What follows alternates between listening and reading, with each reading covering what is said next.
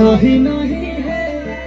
महल मठाई तो दही नहीं है लगनी जज आज सही नहीं है महल मठाई तो दही नहीं है